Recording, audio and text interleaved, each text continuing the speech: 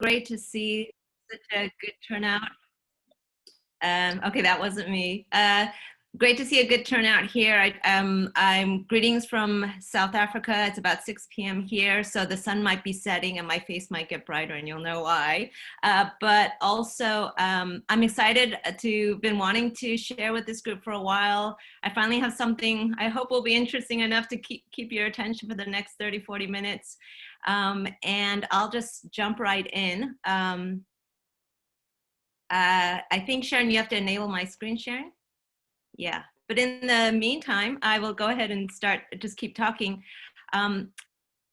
So I've watched some of the recordings and from the network before, and they were excellent. So I'm a little intimidated, and I think others have shared that they're intimidated, but I'm especially intimidated because I'm speaking to my peers who will not be afraid to call me out, but also because this is based on a working paper. So all you potential reviewer number twos out there, just be gentle in your comments, but I really do welcome them because this is not finished, but I did want to share my latest thinking, and also because I believe this is affecting all of us in some way at this current time. So I hope you will find some direct connection with what I'm about to share.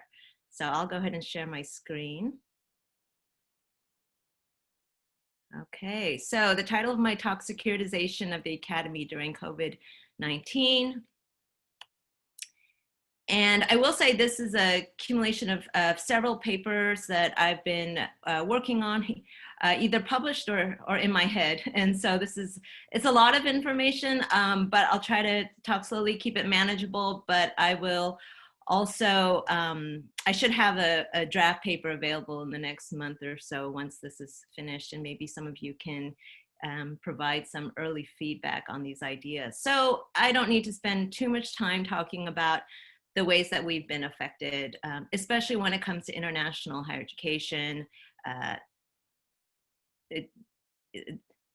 don't think there's much, there isn't too much that needs to be said that we don't already know. But this is coming from a place where there is a lot done with the intention, or at least the outward attention of limiting the spread of COVID-19.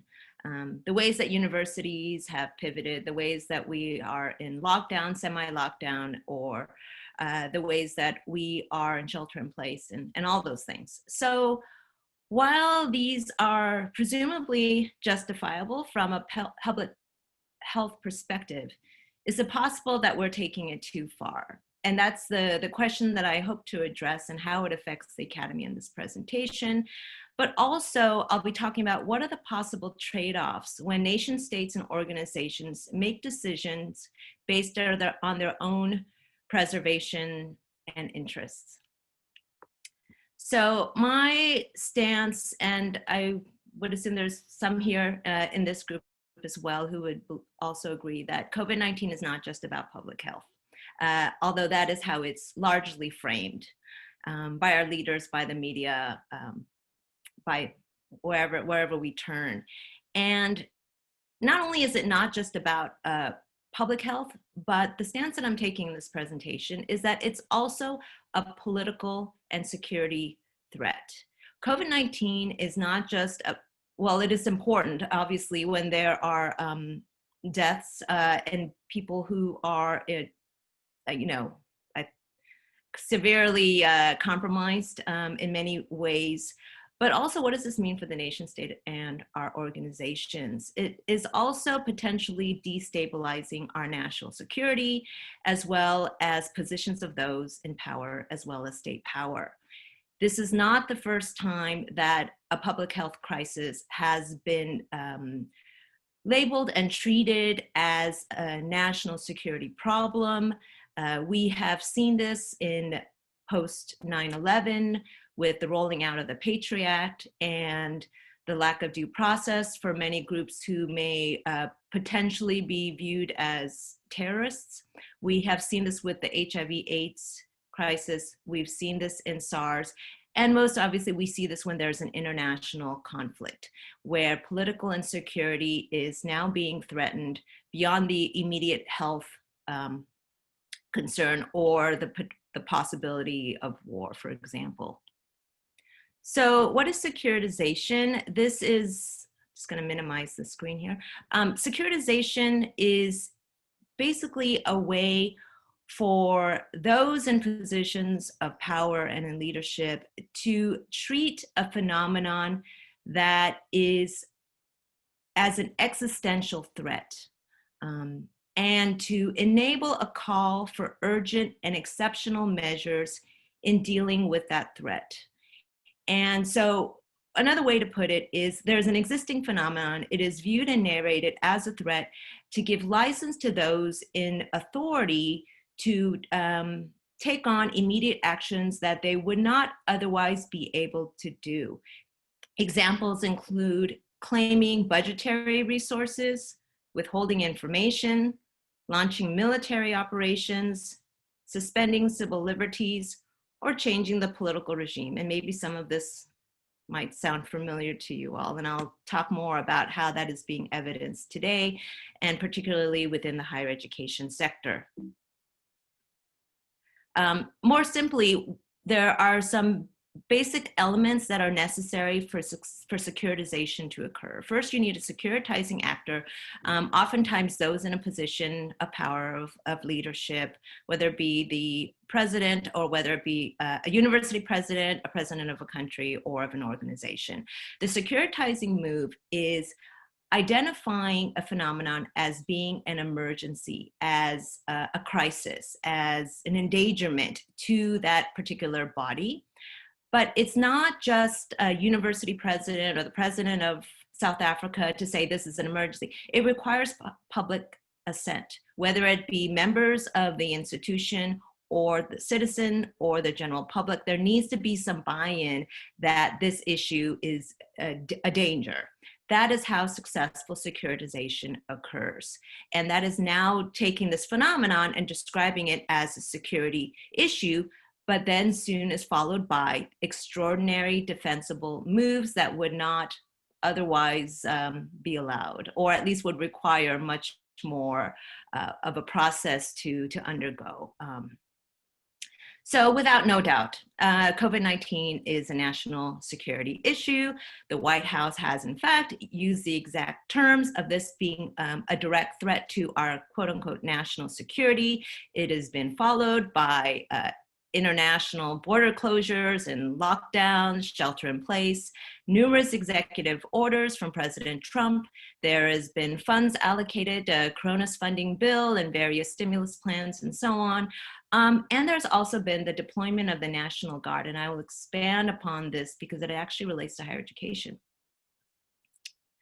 So prior to COVID-19, I've written, and along with my co-author, John Hout, who I think is here as well, about this China threat. Now, this is not new. It's gotten more and more attention over the past couple years, but has been going on for decades. And as China is rising in wealth and in power, China is no less and less positioned as an ally, but now as an adversary. And now through various hearings, even in our own news media, as well as public speeches made by our government officials, that China is a so-called threat to the United States and the global economy. This has been debated whether or not China actually is a threat, but I'm using this label as a way that our current administration has made a case for securitization. So all of this is actually very conveniently linked, because now we're taking COVID-19 as a national security threat to our public health, and this existential threat coming from China, you put them together and you call them the Chinese virus or the Wuhan virus. Despite the scientific community largely challenging this conspiracy theory that the virus had escaped from a lab in Wuhan, China. Nevertheless, it is a narration that is used to justify taking extraordinary measures in protection of our national safety.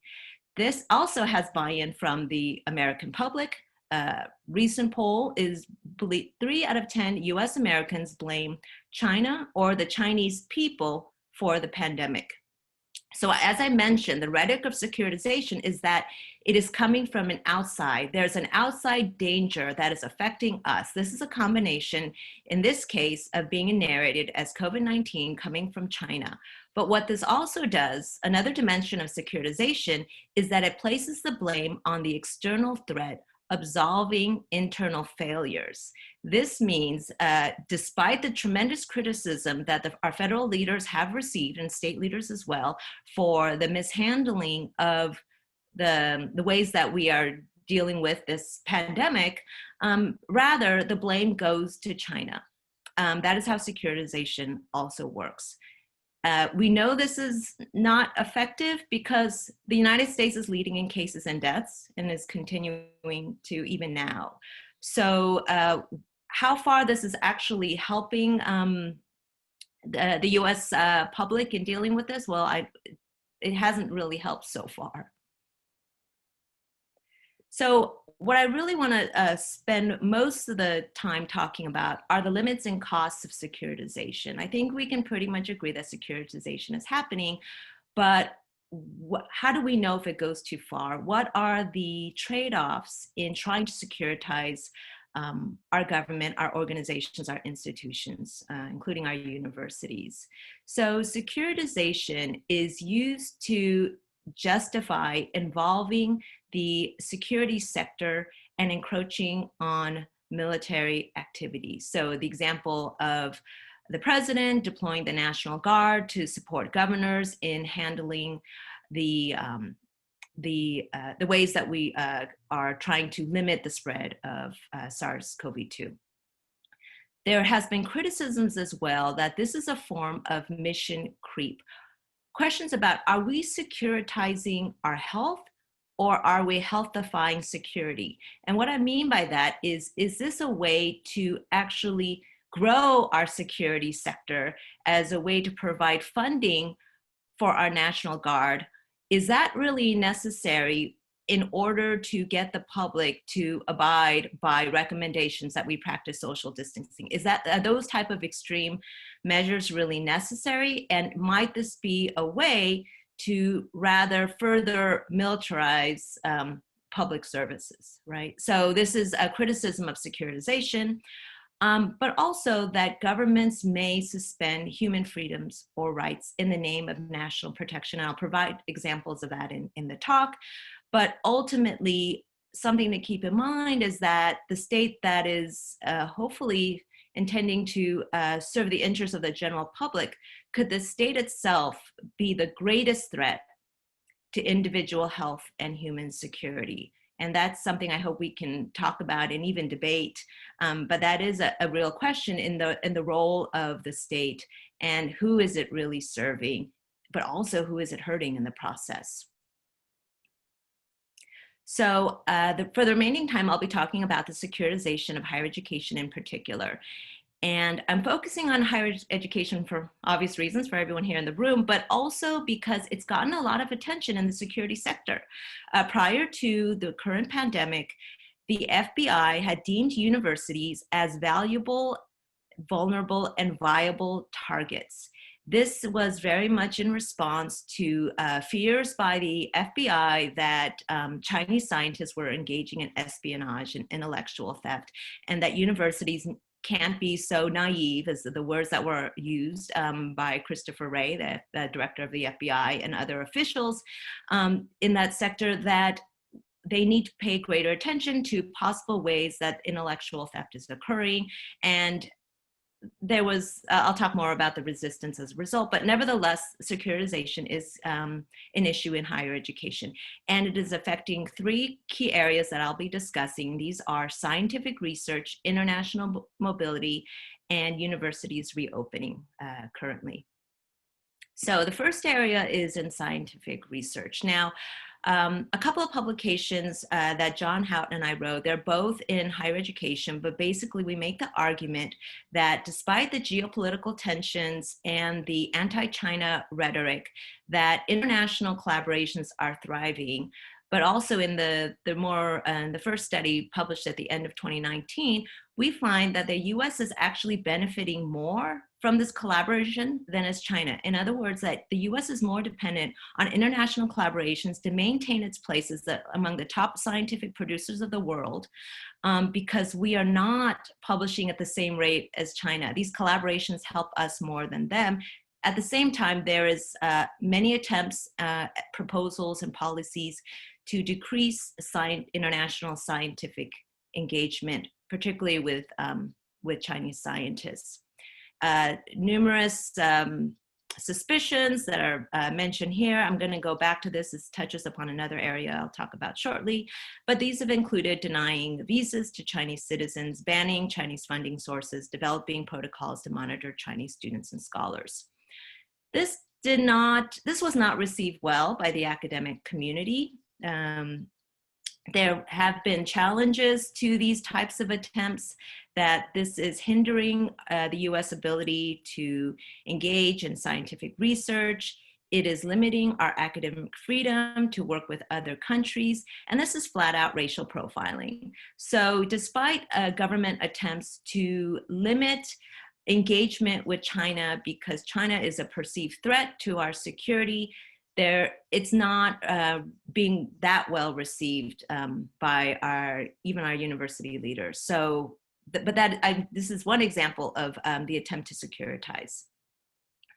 I think what's more concerning right now is the suppression of science, the ways that politics may interfere with finding a vaccine and addressing the spread of COVID-19. So there was a major survey that was conducted among CDC scientists, and among the key findings of the study was that the White House was the greatest barrier to science-based decisions. How does this happen? There's been numerous reports of the stalling and filtering of COVID-19 data, cutting research grants that do not align with political ends, and even revising reports. So a couple of key examples. One of them, there was a study that was funded by the NIH that was looking at the transmission of SARS-CoV-2 from bats to humans.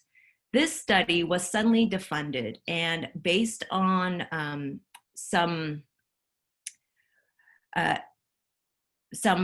it was based on an article in Science, and the scientific community of experts believe that the reason that this was defunded was because the study did not align with conservative politicians' views and their conspiracy theory that the virus had escaped from a lab in China.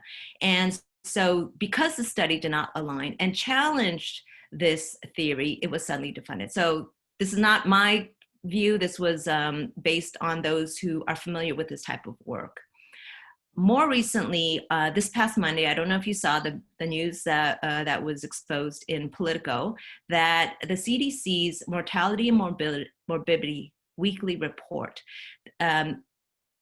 basically Politico had revealed that Health and Human Services was stalling the release of that report. It doesn't normally have to go through Health and Human Services. It usually just goes directly to the public, but reason being that there were attempts to downplay the seriousness of COVID-19, as Trump has long been trying to do, as well as other findings, and among them, reasons for us to think twice about sending our children to schools, which again, it does not align with Trump's message and the political pressures to get these kids in schools. And so these are just a couple of examples, again, the name of securitization or national security, in ways that science might pose as a threat to these narratives, and ways that politicians may interfere with our ability to respond to research or even know what that research is. The second area is, there's three areas. So the second area is an international mobility, and many of you are studying this and can say a lot more about this, but we all know that this fall term has been very challenging, especially for new international students. but those who have left the country to return. Now, these students have been, internationals in general, have been positioned as health and safety threats. So not just students and scholars, but any international coming to this country. Why are we not letting them in? Oh, well, because they will spread the virus. You know, at the same time, we're allowing repatriation. So, you know, if you're a citizen of the United States at any time, you can come back to your home country. But if you're an international, you are not allowed because you are a health threat. There is no research to suggest that citizens are not as capable of spreading the virus as someone who is here on some visa. Nevertheless, this is an example of securitization and how this is being used to limit migration, but also of a certain kind. In the ICE appeal, I'm sure you all recall earlier in July, that ICE had proposed or actually put down a rule that if your universities go online, your students, international students, will be deported. So in the MIT Harvard lawsuit, the Department of Homeland Security's appeal and explanation as to why they would impose such a rule is that, well, international students would otherwise pose a threat to national safety. I think you all remember that. There was a lot of discussion about that. And again, this goes back to 9/11 in ways that, again, international students are being posed as potential terrorists of the United States. And another example is Trump's more recent suspension of H-1B visas during this current outbreak, that these so-called aliens would pose an unusual threat to the employment of American workers. So basically, those who are highly skilled are not allowed. You are a threat to our economy, to domestic labor. Anyone that's been paying attention to unemployment and labor patterns is that the jobs that are being lost are not in these highly skilled positions. They're in jobs that don't require a college degree. So the extent to which this is more politically motivated than you know, really about the economics and labor is up. I don't even know if it's up for debate. I'm just going to point that out. Okay, so many of you are already familiar with my work on neoracism. And again, you know, I wrote that piece 2007. It's still thriving, not the article, but the phenomenon. And I think it's taking on different forms. And so what we're seeing now is, again, immigration is allowed, but only for a certain kind, those who resemble the dominant race and culture. So I think it was last year or so, where Trump had indicated his desire for more immigrants from Norway, but not from any from shithole countries. Those are his terms, basically Haiti and all the countries in Africa. This is neo-racism that is used to promote this US imaginary as a safe white European country. So if you're from Norway, you're supposedly safe, and you're probably very white, not always, but this is another form, and Sharon Stein and others have written about this phenomenon is being rooted in white supremacy. Again, this fight against those from the outside, well, how did this appear? Earlier in January, there was a surge of random attacks against those of Asian descent. This is from members of the US public who were attacking anyone that appeared to be Chinese or of any Asian descent, and being blamed for the spread of COVID-19. So more specifically, what we've been seeing, the form of neo-racism that's appearing now in relation to this China threat, as well as COVID-19, is the criminalization of China. And it's honestly too hard. It's difficult to keep track of all the different proposals and policies to limit engagement with China. These are just some. More recently, forbidding Chinese diplomats from visiting US universities without government permission. I don't know how that's going to be enforced, but again, this is just one among many, many, many. But if you ever get the chance, Margaret Lewis wrote a really insightful piece on the criminalization of China and looking at various hearings and how that China is being depicted, but more interestingly, how China is being anthropomorphized as a person. So rather than discussing various individuals, very few actually, right, that are being accused of engaging in some nefarious activity, rather the ways that China is being depicted is we're criminalizing the entire country, but in effect what this does is it stigmatizes anyone who is seen as possessing a shared characteristic of Chinaness. So me as a Korean American US citizen would fall under this criminalization of China. Anyone of Asian descent or appearing of Asian descent falls under this broader umbrella. And that's what happens when we criminalize an entire country, but also that has any potential link. And again, we saw that in the random attacks in January of people being accused of spreading the virus. So we've seen this in higher education. There's Inside Higher Ed, read the Chronicle. There's many out there. This is just one example. Even in our own universities, a professor is saying all Chinese students cheated their way into the United States. Another way that these students in this particular class were being criminalized based on neoracism. This is not isolated. There seems to be an increase of this over the past couple of years, but also even in our own news sources, the ways that Chinese students are being depicted. So we're not even pointing at individuals here. We're also talking about media representations of Chinese students, as well as our scholars and researchers. This othering that continues to occur. So the third area, and this is the area that's I've been thinking a lot about, but haven't written much about yet, but and maybe you all can provide some feedback on this, but basically I'm applying this idea of securitization to the reopening of universities. And so universities are either acting out as extensions of political agendas or in their own preservation. So there's a couple of interpretations on how this is happening, but both are forms of securitization. First of all, in my home state of Arizona, as many others, and many of you here can speak to this, we experienced a delayed surge at the end of summer.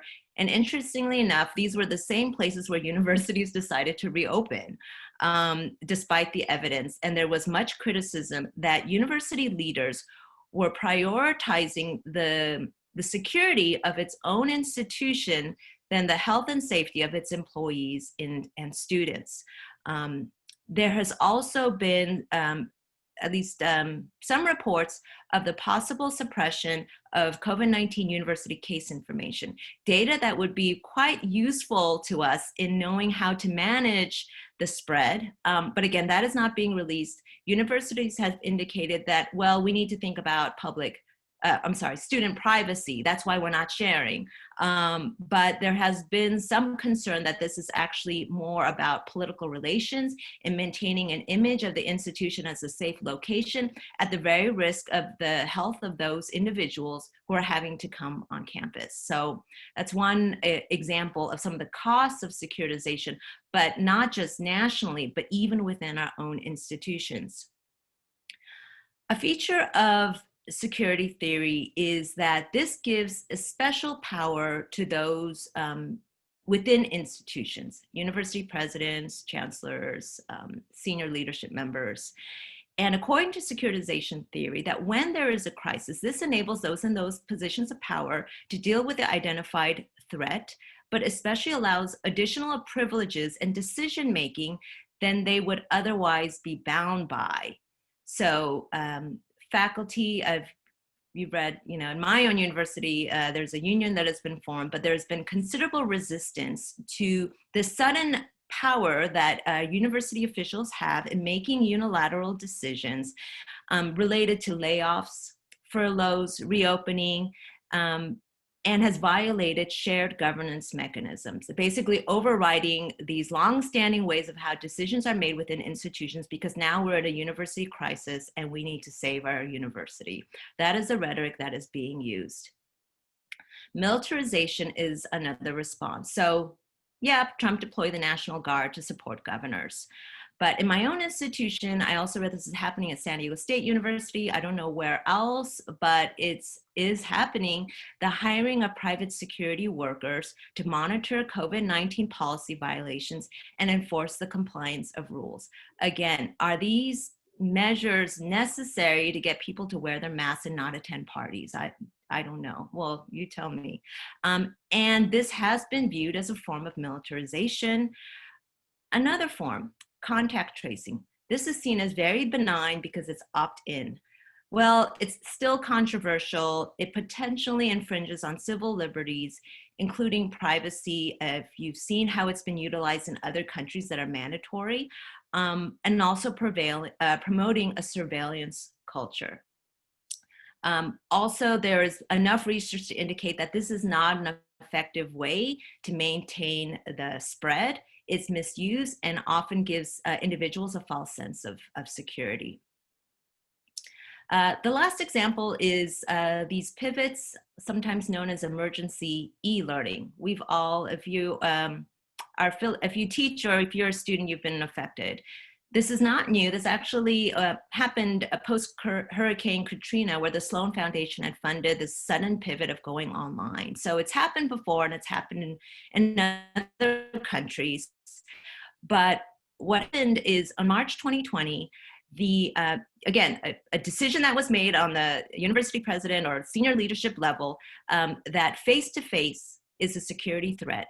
And there was an interesting study that was done that looked at how these decisions were being announced. And there was much more occurrence of first person written by these presidents. I have concluded, or I have decided, blah, blah, blah, that you will now do this and that, which is basically engage in remote learning. Will this be normalized? We don't know. And there's been calls to desecuritize face-to-face schooling, because what are the effects or the limitations of relying purely on Zoom? Something that one of my students, I don't know if Megan Franke was there, is that she said, well, also think about our recordings. If you're recording a class, you know, Zoom has access. Where does that go? How is that being used or misused? And, you know, I don't know how this is being surveilled. This actual recording, I know, will be recorded, but for the others and what we talk about in class, I don't know. I think that raises some interesting questions. If anyone has any insights, I'm really curious, because I haven't been able to find anything about how our Zoom or whatever platform you're using, how is that being stored, and how will that be used outside of class? I'm actually very concerned about it, because the fact that we don't even know. If someone knows, please share. Okay, so I'm just wrapping up now. Is there another way? Yes, there is another way. And that is been referred to as human security. So under securitization, public health, academic freedom, and civil liberties may be secondary to national or organizational interests in times of crisis. That basically sums up what I've been trying to say for the past half hour or so. These are statist approaches that are focusing more on the preservation or maintenance of the state. Globalists, on the other hand, as an alternative view, contend that states are only of value if they help us. We are not there to help them. We are not there to serve them. They are there to serve us, right? So it's changing, you know, where do the interests lie? Who is paying the cost? And so globalists contend that states are only of value if people's lives are improved, and thus the state or our organization should not be automatically prioritized. There have been calls for desecuritization. So basically, let's just do away with security. And let's say it's not a threat. That's not going to work. Taking an issue on this very intense level of discourse and saying it's not a threat is not happened. We still have to take off our shoes at airports, or when we do go back to airports. We still, you know, international students since 9/11 are still seen as potential terrorists. To suddenly say that this is not a problem is not going to change the public psyche. So another strategy that is being proposed is human security, where we center security on people, not the states, not the universities, that human security can complement the state. So that means the universities still are important to us. The federal government and our state governments still play a very important role, as long as our rights, our freedoms are not being sidelined in the process. That also means that we do not rely solely on the state or solely on our senior leadership team or our administrators, but a range of actors partnering states and organizations to alleviate the health impact on individuals. So a summary of key themes, this is my last slide, is I am concerned about the criminalization of internationals, this form of neoracism being used to support securitization measures, and that this is really appears to be in the interest of the nation state or organization than its actual members, considering all the violations that I have pointed to earlier. The trade-offs that we are making now in our public health and safety, our academic freedom, and our civil liberties. I'm deeply concerned about political interference in science, especially now when we do need to find a scientific-backed way to limit the spread, and ways that research evidence is being discounted even by some of our university officials. I think it's less discussed, but there needs to be more thinking and research around human security, also known as critical security theory, as a way to deal with these big challenges. So I'll stop here and thank you all for your attention. Thank you so much, Dr. Lee, that you really gave us a lot to respond to.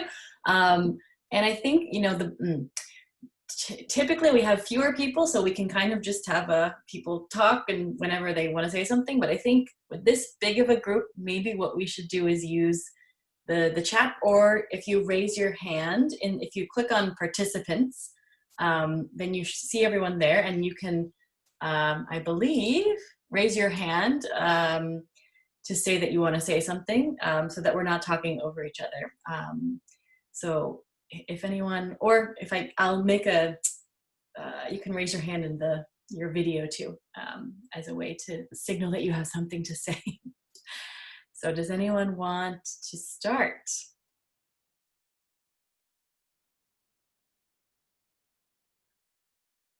I hope it made sense. Sometimes when students don't respond, that's because they didn't understand what I said. So feel free to also ask me to clarify anything in case I spoke too quickly or didn't break it down enough for you. Great. Well, I think I saw Su Ming, and then Abby can go after that. So Sue, do you want to start? Okay, hi, let me just make this hand go down. I don't know how to do that. Sorry, just ignore the hand if it's still there after this question. Okay, thanks very much, Jenny, for this presentation and, you know, problematizing, you know, quite a complicated scenario, and then proposing that human security could be, you know, a different approach or an answer to some of this bundle of problems.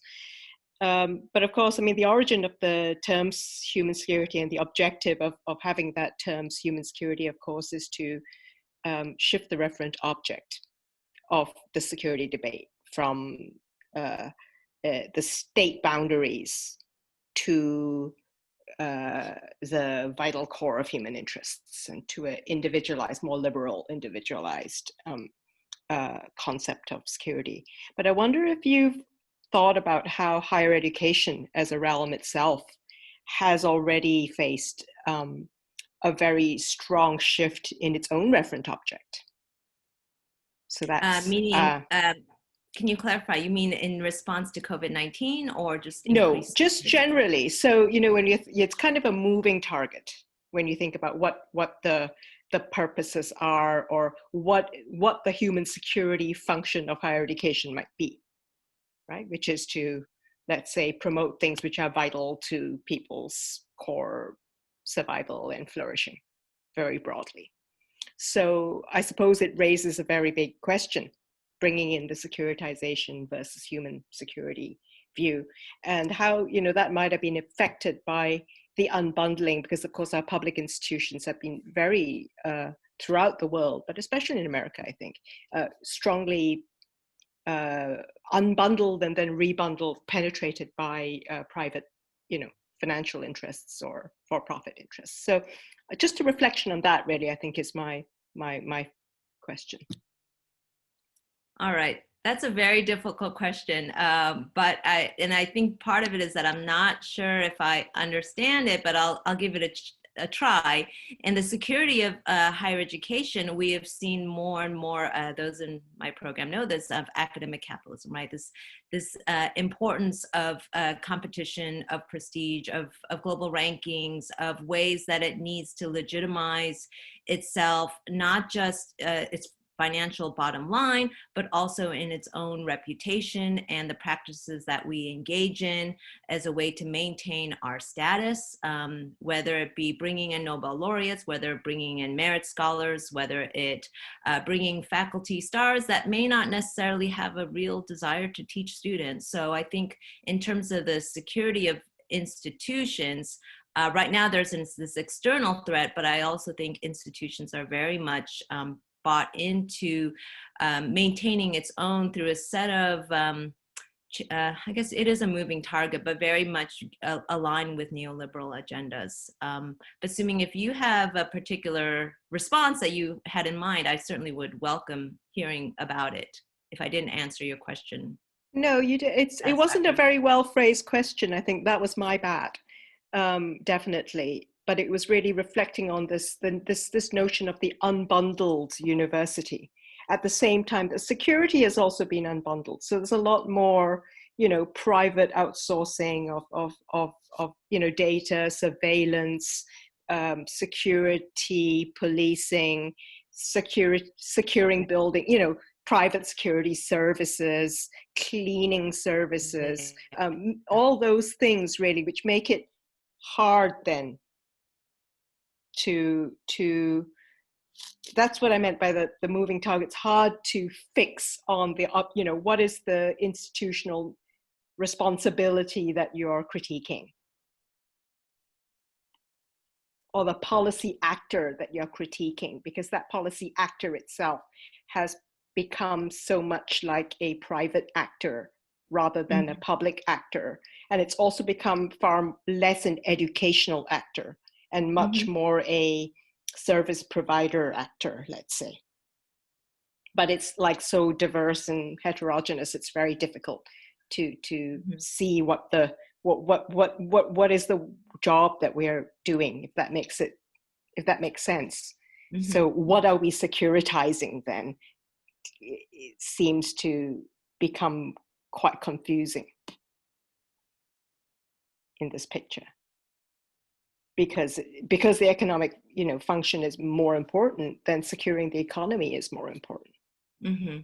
And we see that here because that we've been all our like I'm in the small little island Ireland, and they've pushed the date. They've insisted on face-to-face teaching and reopening of campuses and so on, when it's really not. And they've leaned on public health authorities not to say don't open campuses for financial reasons, to get the international students to get fees, to get to sell accommodation, to sell lattes and sandwiches. Thank you, Sue. Abby, do you want to go? Yeah, actually, first of all, Jenny, thank you so much for your talk and for your work. It's been really so incredibly useful for me and my thinking for a long time. So thank you for all of that. But I think actually my question might tie into the previous question and maybe help frame it a little bit. So when I think of securitization, I think a lot through Randy Martin's work, which brings together kind of twin thoughts on securitization, both militarization, but also financialization, which might shift from thinking of securitization solely through the state and bringing questions of capital. Which I think is part of what Zuming was getting at actually with her question. So I guess that's kind of what I'm wondering, kind of what happens when securitization is thought not through the state and the university, but instead through capital in the university. Because if we look at, for instance, the pushback to the July 6th memorandum from the Department of Defense, or whoever put that out, Homeland Security, one of the big pushbacks that happens is not just from universities, but also from corporations who pretty desperately need the labor and kind of human capital of international students.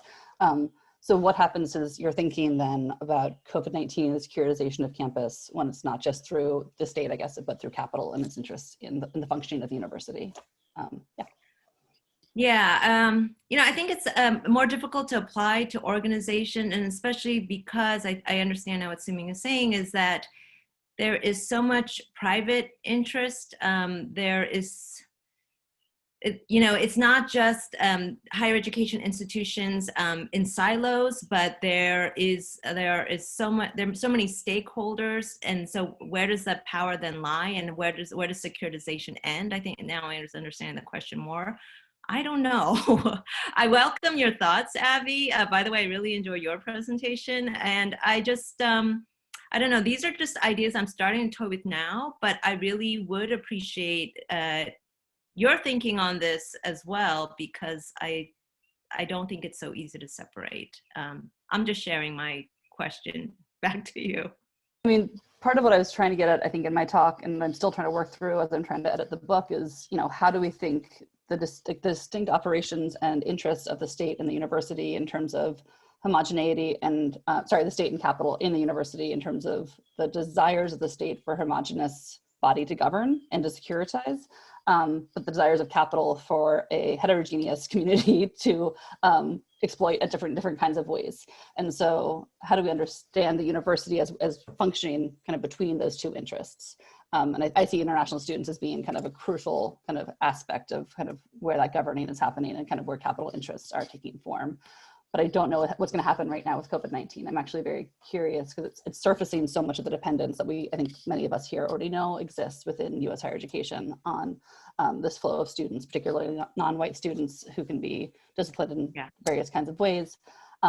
But I'm just curious about, where you see it going, and, you know, how we anticipate it. And because of, you know, my particular take as Sharon as well is from an abolitionist university studies take, which means kind of always trying to think about not just how do we study the institutions, but how do we also kind of work from within them to generate better conditions of being for folks who've been historically kind of screwed over by them. What do we do now to anticipate what's to come, especially given how unsettling the next few months are likely to be in all of our institutions? And having a hard time with that personally. So, any thoughts?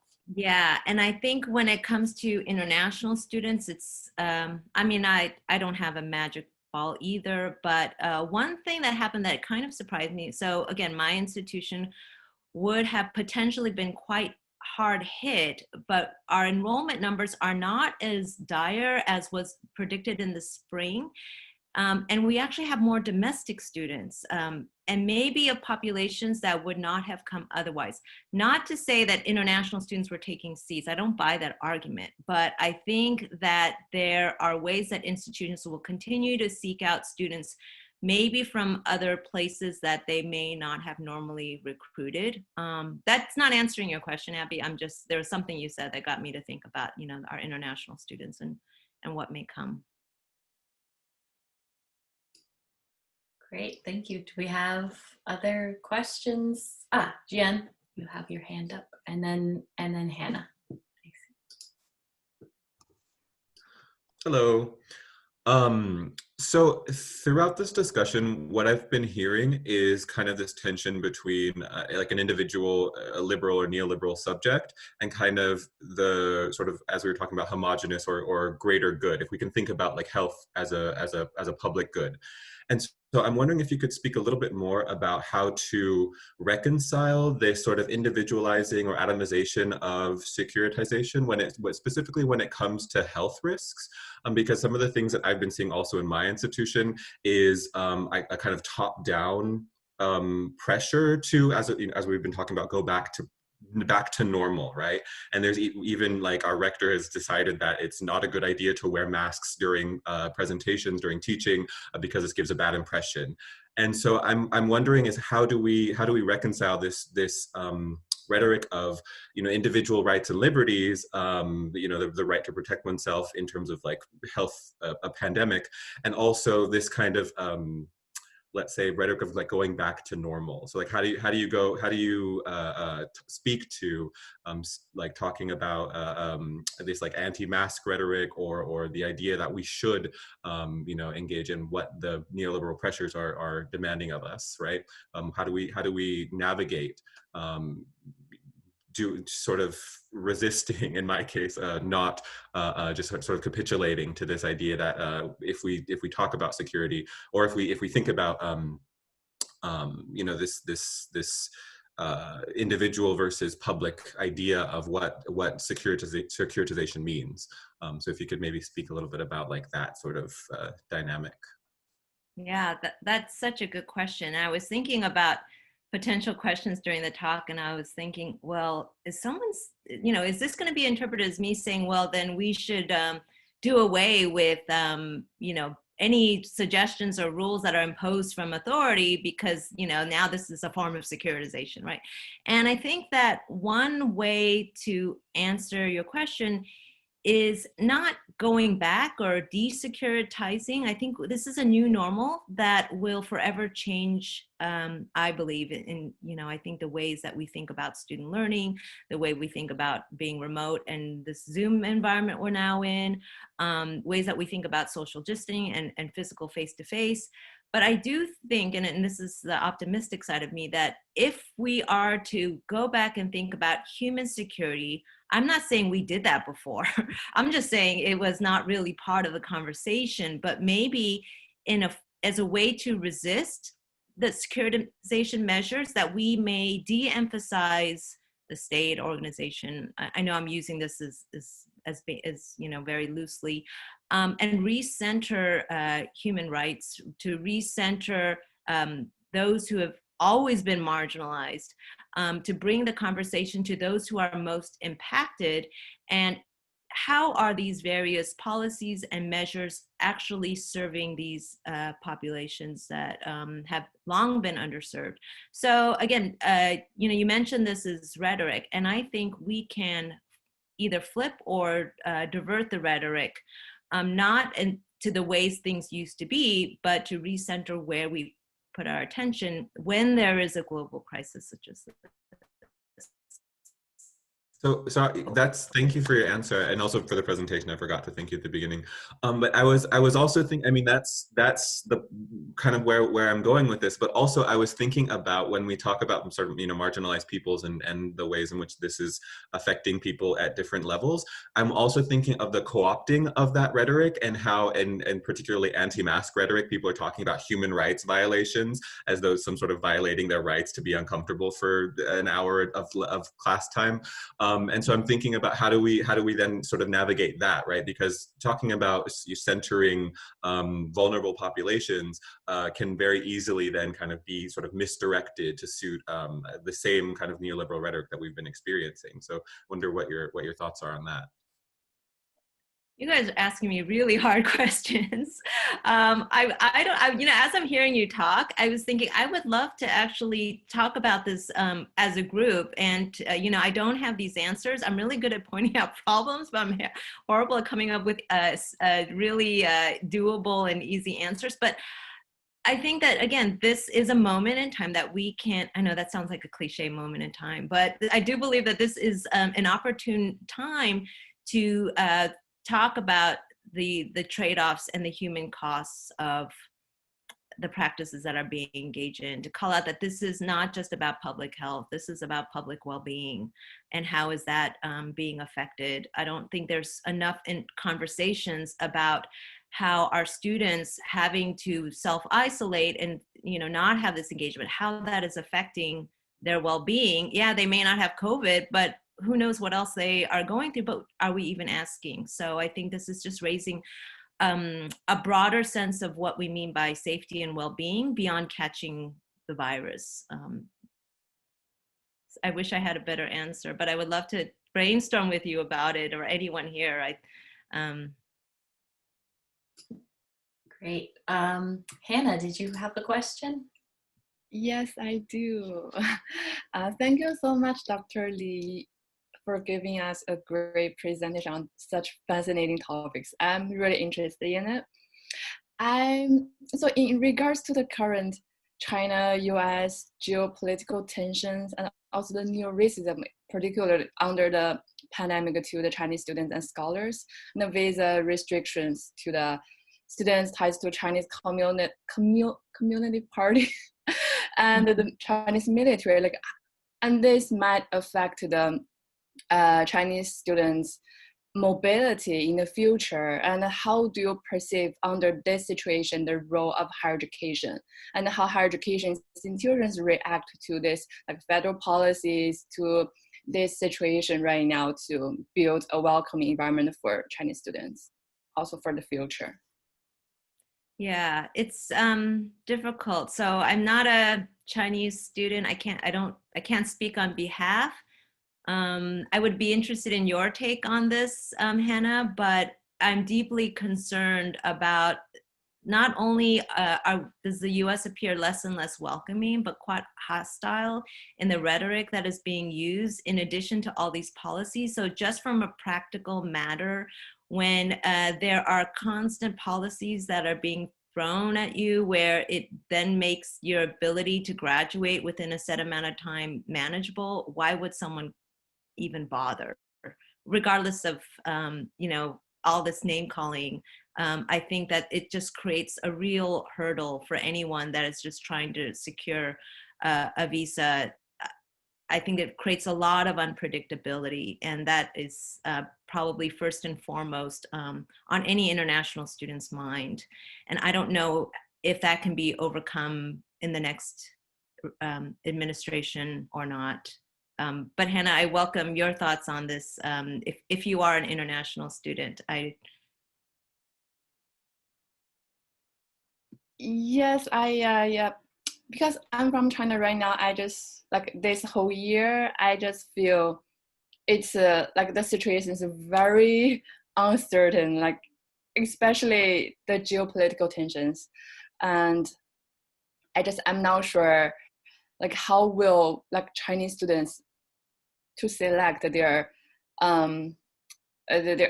going to keep going to study in the US, because it's right now it's just super intense. And personally, I'm looking forward to see the November, the elections, and also if there's some new policy will make the situation better, but it's just really uncertainty. And also right now, for me personally, I keep my mouth shut. I just, the things, yeah. thank you for sharing. I've heard similar frustrations and uncertainty. It's not just you, and it's a terrible situation. And yeah, we don't know. And I think no one here can promise anything, but we do value. And I think one thing that I have heard across the board from international students is that they do feel valued in their local communities, but on a different level when it comes to our government, it's a very different feeling. So I know that it doesn't add any more security, but it is difficult. So thank you for sharing that. Thank you. Tiffany, there's a couple comments in the chat, but maybe Tiffany, did you want to speak to your question at all? And then I see Xiaoji is also raising their hand. Sorry, I don't know if I pronounced that correctly, but Tiffany, do you want to go first? Yeah, sure. Thanks, Sharon. Jenny, I've been thinking about this lately. We talk a lot about neoliberalism and academic capitalism and more recently nationalism. But we often neglect to talk about colonialism.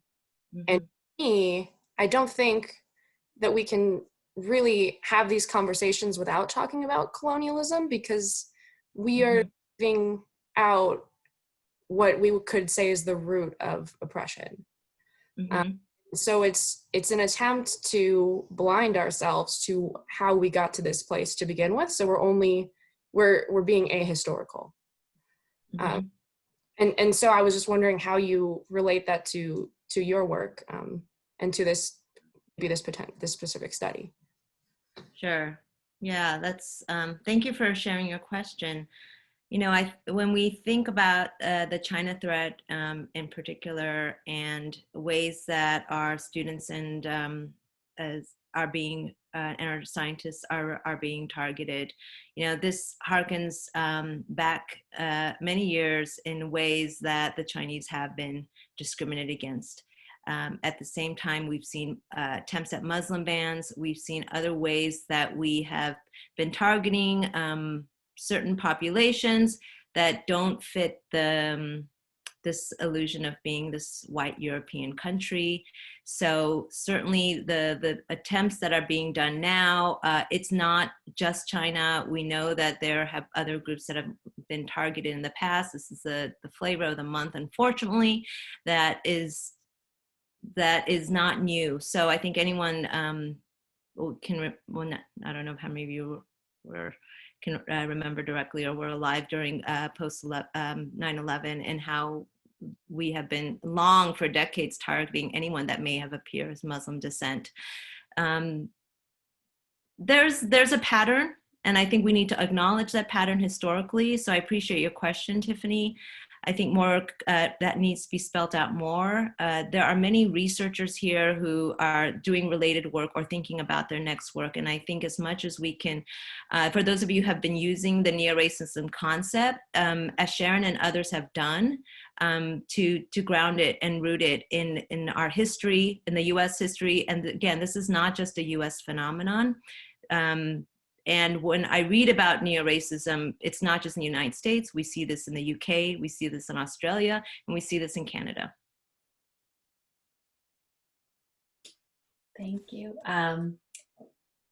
Yeah, I'm probably mispronouncing your name, Xiaoji, but do you want to go? Yeah, you did very well. So back to Hannah's question in terms of Chinese students responding to this current situation of the geopolitical tensions.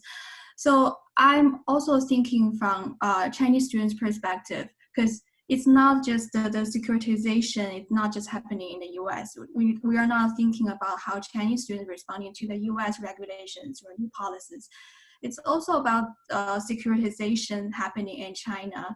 So like a year ago when I was interviewing Chinese students, and I felt they are still pretty resilient in terms of how to responding to the geopolitical tensions. They felt it's okay because things, the political is up there, it's something out of their control, and they don't really take immediate responses to that. But this year, I feel that things changed a lot because of US is trying to say China is a threat, and the China responds saying the US is a threat. And that kind of rhetoric that have already shaped people's mind. And a lot of times, parents are making decisions for their kids in terms of going where to study. So I think that really have an impact on the parents' mind and students' mind. So I think the securitization that is happening in China is really a big impact right now. Just a comment, it's not a question, sorry. Thank you for sharing that, Xiaoji. I've been just focusing on the US perspective. I didn't even mention how securitization is occurring elsewhere. So I think that's really important. So thank you, Xiaoji. Other questions from people?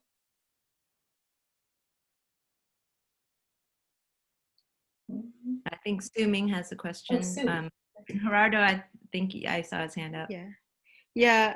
Well, just to add to what Xiaoji said, really, and to push this, do you think it's an unintended consequence of securitization that we might see the decline of the hegemony of Anglophone destinations in education and re-Chinification of Chinese higher education, let's say, as seeing as it's the next largest, let's say, linguistic block, for Chinese people especially, so who are such an important constituency for the Anglophone. They're the most important market for the Anglophone higher education exporters. And since they're through securitization, they basically block their own export market. So does this mean the kind of import substitution of Chinese education, especially Chinese higher education, and possibly a change then in the global concept of higher education and internationalization, where we will start to have to improve our Chinese? I mean, that is certainly aligns with this China threat as a threat to existing power in ways that is seen as problematic I think at least from the United States. But I do agree with you, Sue, that there will be some important global shifts to come. And we will continue to keep our eyes on China to see as China continues to rise, no doubt. Gerardo and Molly, I think. Hi, thank you, Jenny. I was very, very taken with the ideas that you are sharing, and I'm really encouraged by you pursuing these because I really think one of the pieces that I have had a very difficult time articulating is also my own positionality in collaboration with colleagues in Chinese universities, sort of like just hosting, visiting scholars in our institutions, writing together. And I think as we have moved through the different stages of grief, I have gone through like this very sort of like withdrawal from that loss of connection and meeting face to face to more like a longer term concern, which is double, not only not being able to resume those collaborations, but frankly, fearing repercussions, right? Like, and they're not like, I don't mean it in like the more extreme expressions of these, but I think I still have some PTSD after going through the US immigration system and all the visas and all the, secondary inspections in airports, and sort of like the idea of you addressing, right, this topic feels in my body in a different way that is not like many of the other topics that we discuss in higher education.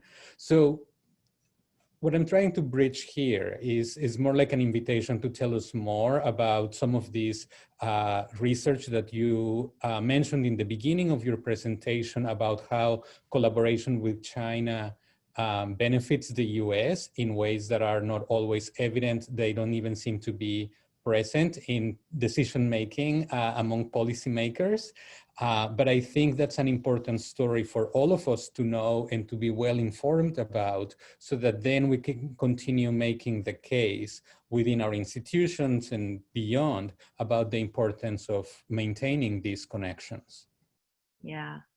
Thank you so much, Gerardo. There's many things I can respond to, but just the latter point, we already know that migrants are important to the United States. We already know that international students provide many things beyond money. We already know that international collaborations benefit all those involved and is good for global science and addresses global issues. The evidence is there, and my study is not alone in demonstrating all the benefits that collaboration brings. Unfortunately, as I mentioned in the presentation, that research evidence is not often used to make political decisions. And I think that is the bigger challenge for us, is not necessarily, I think more research is great, but how do we, I think, Gerardo, what you're asking then is how do we translate it to actual change where research is taken seriously? And so that is, I think, the bigger agenda.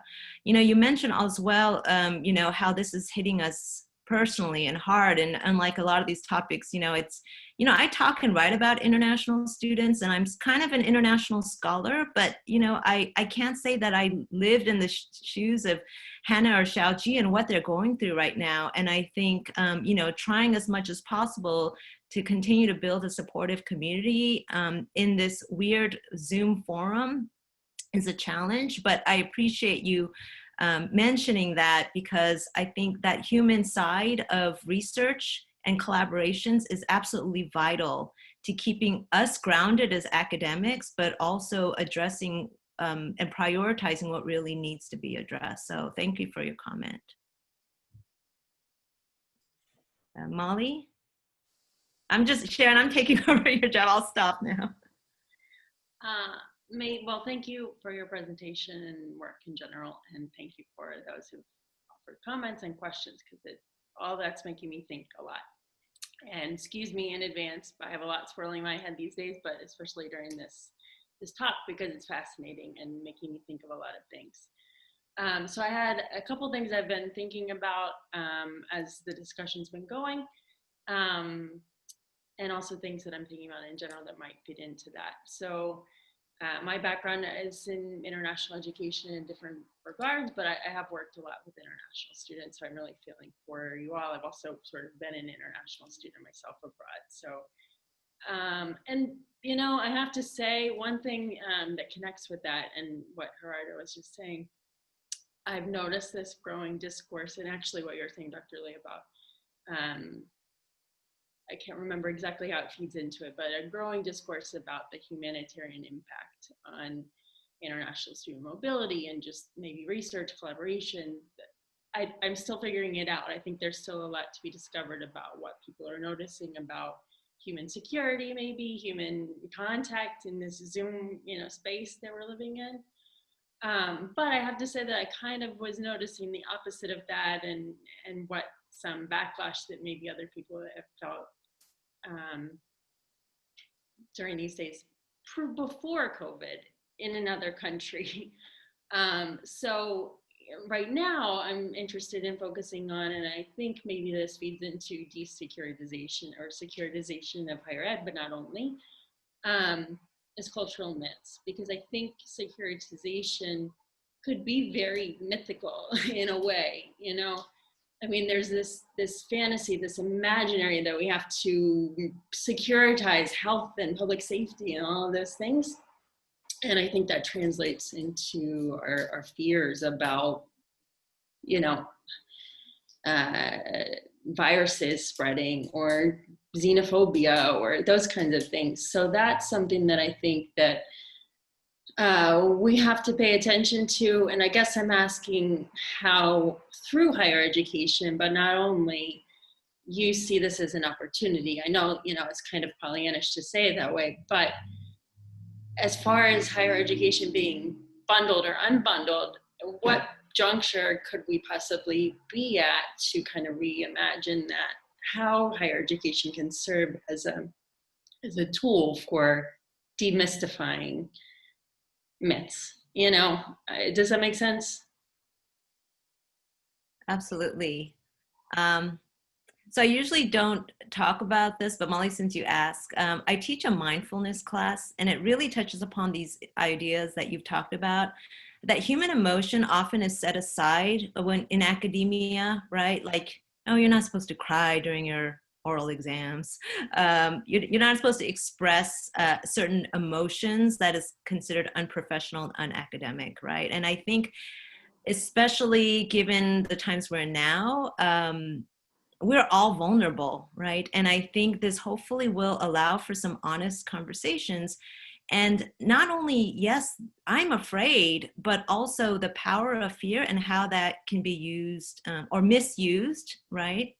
In order to fuel this, and I agree with you, the myth of securitization, unless it is called out, unless it is recognized. And so I don't know, Mal, if you had some ideas, but the first thing I came to is, you know, I think we need to be more mindful as institutions.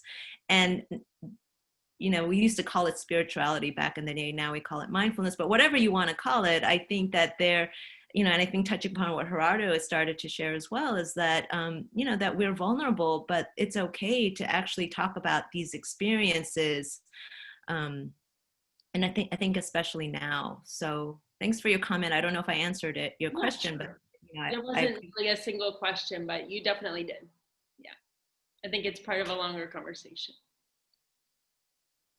I would like to be in that conversation.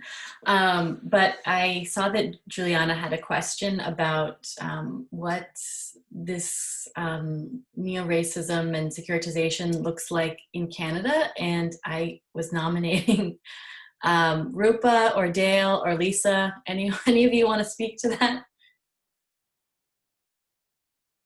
I could make a few comments. Sorry, you can't see me, but I'm not in a state where I can show you my face.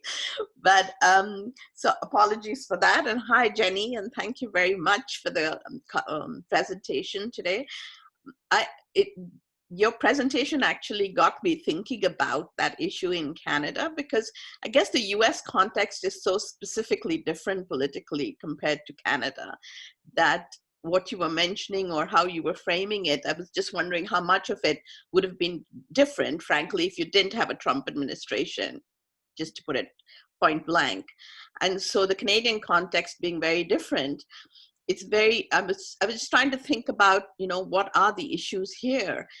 And while I can speak, and I'd love to hear from my colleagues as well, I do find some of these issues problematic within institutions in terms of questions about university autonomy that are coming in, or university governance that are being that are coming through, because I do feel there is a lot of sort of power taken up by upper administration in the university sector in terms of decisions being made that are influencing how university governance is being conducted in Canadian universities. So I think that's something worth looking at and studying during this COVID period. I can't speak more pan-nationally because I don't see the same trends in the same way as you do in the US, but I do think there are questions of university governance that are going to become central as you know, during this period and post-COVID period as well. So those were just my quick thoughts. And the other thought I had was, I'm finding it fascinating the kind of contradictory conversations we are having on university campuses. As I hear your talk, Jenny, and the talk about militarization, it sounds so interesting because here we have so much rhetoric around ensuring we don't have the police taking as much of control, as much as power, and sort of you know, all of these conversations about not having the police on campus, not having security on campus, and at the same time, there are conversations about increasing that security. So I'm just finding these tensions very interesting at this point. Same thing with issues of racism, issues of you know, the anti-Black movement, but how are these conversations taken up even in terms of our discussions on international students? There are no parallels. We still live in cocoons in terms of discussing these issues. So I find this an interesting time in terms of how we're able to keep these conversations separate and not sort of take them in a holistic fashion in the university. These are just my rumblings as I think about your presentation, but I'd love to hear from Dale or others in terms of what their thoughts are about Canada. Thank you. Thank you, Rupa. Do you want to take the bait, Dale or Lisa? I was kind of hoping Lisa was going to talk about securitization of international students, particularly in the, I mean, like the slowly, I think it's emerging more slowly, but the slow emergence of sort of a Canadian Border Services Agency regime around international students that has been, I think, accelerated in the COVID period. I also don't have any really coherent thoughts to offer. I want to echo Rupa's point that I think that the context is really different. Not the context of neoracism so much, that is, I think there's really strong parallels there, but the specific geopolitical context that Canada is in is really different because Canada's government identifies a relationship with the People's Republic of China as a major part of its future trajectory. And I think that like that shapes how the government wants to talk about these issues in the COVID crisis. So there's an explosive amount of you know, echoing Dr. Lee's point about the history of anti-Chinese racism and the way there's an explosive amount of that in Canada right now. It's happening at the institutional level for sure, and I think and on the streets of Canada in every friggin' bus. But I don't think, like, the government is working quite hard to not allow that to become the dominant discussion about international students. And I just, not to be really self-promoting, but I just have a study coming out this next month about parliamentarians talking about international students. And since the 1980s, and the thing about Canadian parliamentarians is they are absolutely singular in their view of international students as vehicles for particularly financial, like as an industry. And so I think that kind of clarity has meant that this process has had a slightly different trajectory. I say all that though, and I just noticed in the news before we started this morning that Canada has announced it's going to cut off its negotiations for a free trade agreement with the People's Republic of China. And so that might be evidence that there's something, the geopolitics are changing, which will mean the securitization will probably follow suit. Anyways, that would be my thought. Thank you. Any last questions? Lisa. I mean, I guess the only thing I would try to add to all the great comments so far is just about the implications for in Canada, if students do a degree that's 2 years or longer, they can generally apply for a post-graduation work permit. And that has been a major draw for some students to choose Canada specifically. And so the pandemic, the biggest question that I think was raised in a lot of students' mind and in student services at universities in Canada was like, how will this impact that work permit? Because previously it was only for full-time in-person courses. And so the government very quickly, like for so long, they had said that online courses don't count. You have to physically be in Canada if you want this work permit. And then suddenly it was like, okay, wait, they're fine. Online courses are fine. You can still get your postgrad work permit. Don't worry about it. And I think that was a recognition of the importance of that work permit to the draw to Canada. And I think it just raises some really interesting questions about the necessity to be present on campus. I noted in the comments that like someone had talked earlier about the sale of lattes and housing as an important part of the university's financial budget. And it was really interesting to me that like in the media in Canada, there was a lot of fear about how universities will survive without international students. But as it turns out, enrollment for international students is not very far below the target that they were hoping for, and it's actually higher than last year. But the universities still have budget issues, and so it's not about tuition, it's not about the funding from the government, it's all those other auxiliary services that the university provides. So I just think these are some topics that are becoming clearer to the public as well. Yeah, that's all. Thank you, Lisa. Rudy, did you have a question? Yeah, I had a quick question, and I'm trying to still gather all the great points that everyone has mentioned, but your discussion about securitization has got me thinking at it from a different perspective in terms of the idea that there seems to be these attempts to control or mitigate the current political and biological epidemics that we currently are living under. And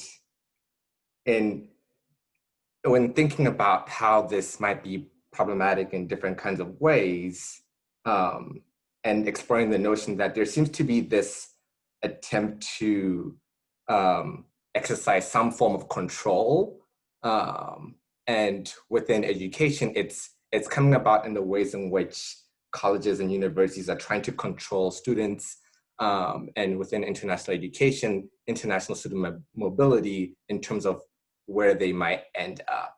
And I was wondering, like, what are your thoughts on these attempts to control movement and mobility in these kinds of ways?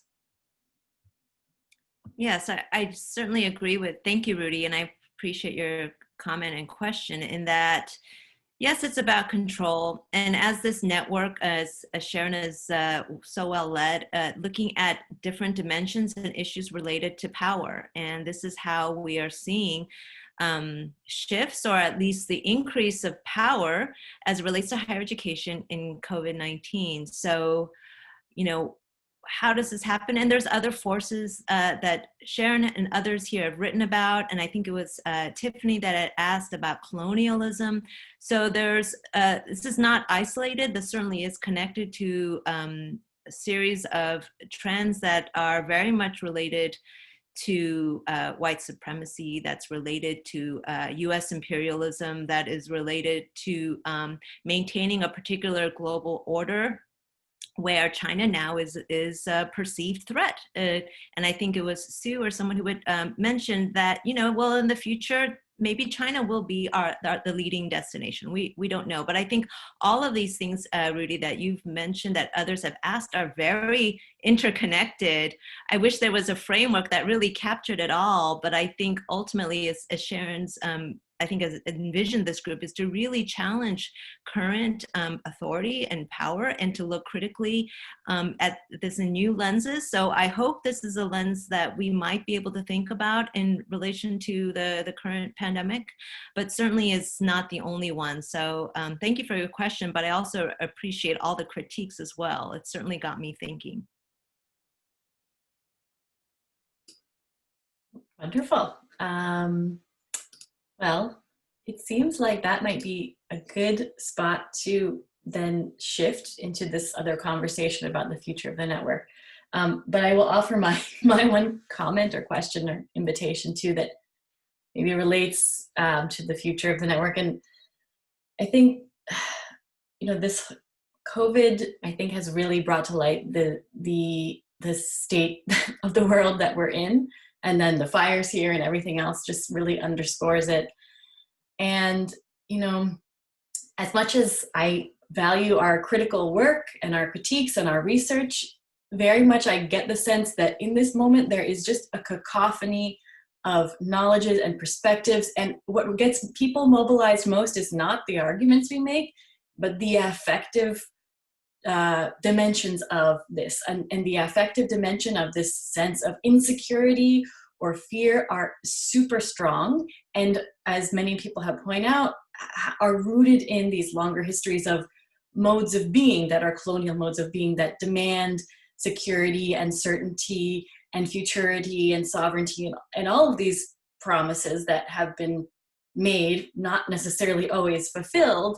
And in this moment of COVID, of financial insecurity, of ecological instability, I think there's just a lot swirling in people. And I wonder about our role as educators, whether in the institution or not, in addressing those dimensions. And part of it is addressing them on an intellectual level, I think naming them as problematic colonial desires, but there's also work that is not necessarily intellectual work and you mentioned mindfulness, and someone, I think Tiffany mentioned spiritual health, but what other kinds of educational processes and pedagogies do we need in order to, alongside this sort of policy making and advocacy work, in order to prepare ourselves and our students to face what is going to be presumably even more insecurities and uncertainties that can be mobilized in really disturbing, even more disturbing than they already are, directions.